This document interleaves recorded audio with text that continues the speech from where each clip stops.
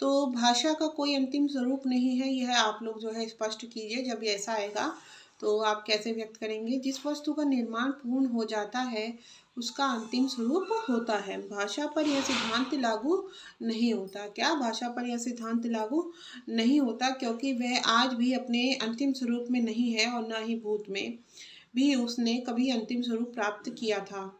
हाँ, यह बात दूसरी है कि यदि कोई भाषा मृत हो जाए, उसका प्रचलन बिल्कुल बंद हो जाए और लोग उसके स्वरूप को अंतिम समझ लें, किंतु यह भी सत्य नहीं है, क्योंकि भाषा न कभी मृत होती है और न ही उसके प्रवाह में विच्छिन्नता ही आती है। नदी के प्रवाह को जिस प्रकार कोई चट्टान आगे आकर अवरुद्ध कर देती है एवं नदी यदि अवरोध को अपने सामने से हटा नहीं पाती तो मार्ग बदलकर आगे बढ़ने लगती है, उसी प्रकार भाषा भी कभी मृत नहीं होती। संस्कृत भले ही आज मृत भाषा कही जाए, किंतु यह सत्य नहीं, क्योंकि आज अनेक भारतीय भाषाओं में ही नहीं वरन अनेक विदेशी भाषाओं में भी संस्कृत का वैभव स्पष्टतः दृष्टिगोचर होता है। अतएव यह कहना समाजीन प्रतीत होता है, भाषा का कोई अंतिम स्वरूप नहीं। देखिए, रूप प्रति परिवर्तन तथा ध्वनि परिवर्तन में अंतर कीजिए।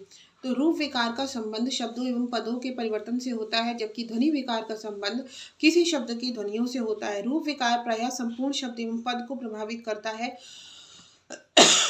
और उसके फलस्वरूप या तो प्राचीन शब्द लुप्त हो जाता है या किसी नए रूप का विकास हो जाता है, जबकि ध्वनि विकार के परिणाम स्वरूप न तो कोई शब्द लुप्त होता है और न किसी नए पद का विकास होता है, अपितु प्राचीन शब्द का स्वरूप परिवर्तित हो जाता है। जैसे अग्नि का आग बन जाना ध्वनि विकार है, क्योंकि यहाँ पर अ के दीर्घ होने से और न ध्वनियों के लुप्त हो जाने से नया शब्द आग बना है। फिर भी इसमें अग्नि शब्द की ध्वनि किसी मात्रा में विद्यमान है, परंतु रूप विकार में एक रूप के स्थान पर एक नए रूप का प्रचलन हो गया। जैसे संस्कृत में अग्नेय, अग्नेये और अग्नेय इन दोनों रूपों के स्थान पर पाली में एक नया रूप अग्निस, अग्गिस रूप का प्रचार होना तथा संस्कृत के वायव्य रूपों के स्थान पर वायुस रूप का प्रचलन हुआ है।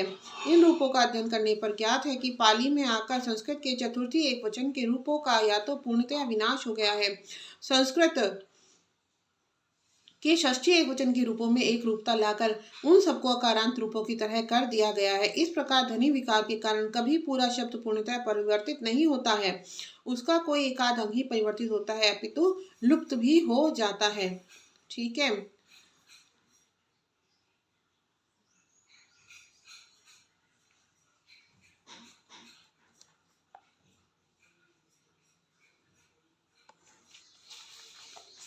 अब देखिए, सरकारी और सामान्य पत्र का अंतर स्पष्ट करना है। सरकारी एवं सामान्य पत्रों के प्रमुख अंतर क्या है?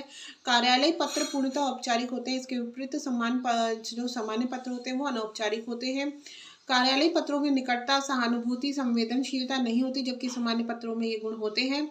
अच्छा, कार्यालय पत्रों को निश्चित प्रारूप में लिखा जाता है, जबकि वैयक्तिक पत्रों को कोई प्रारूप पूर्वक तय नहीं किया जा सकता। और जो कार्यालय पत्र स्पष्ट और सीधी भाषा में लिखे जाते हैं, जबकि वैयक्तिक पत्रों की भाषा अथवा व्यंजनात्मकता, लक्षणात्मकता हो सकती है। डाटा प्रोसेसिंग क्या है?